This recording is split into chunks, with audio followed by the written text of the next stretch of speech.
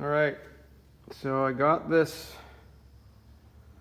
looking very nice now, and as far as the repair goes here, I managed to bring this up without using any spot welding tools. With the combination, I was able to pick at it a bit with that. Also used, where is it, the spoon? It's down here. I was able to put this handle in behind the brace, and just by twisting against the brace, just massage that out a little bit. And then backing up. When that happens.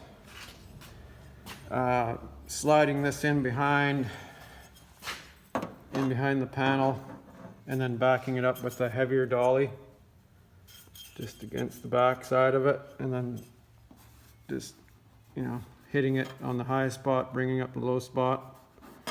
So that's you can see now that it's all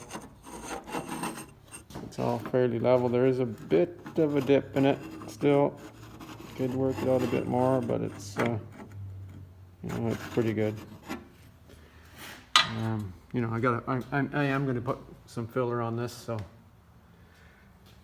anyways, I get it all kind of where I like it, and then I started working on this. There's a dent here, got that out more or less, and there's a little dent right here,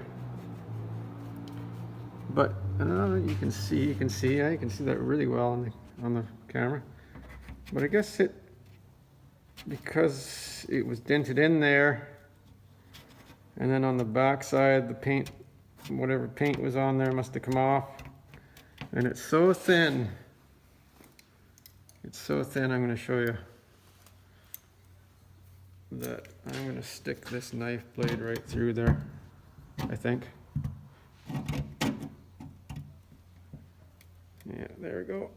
It's so thin. Look at that. That's how thin that metal was there. So now I got to deal with that. So I'll just probably just put my copper piece back in there and weld that up. I mean, that's kind of the problem with this old metal. I mean, it looks good on the outside, but there's nothing really on the inside of it. So over the years, it just rusts away and gets really thin.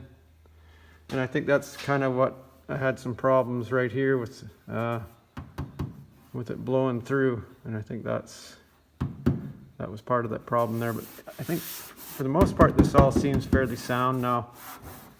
So anyways, just got to deal with that. And then I'm done with the fender. And actually, you know, while I'm at it, I might as well fill this hole. I guess that was a hole for the trim, the rocker molding. But it's ugly, so I'm gonna fix it.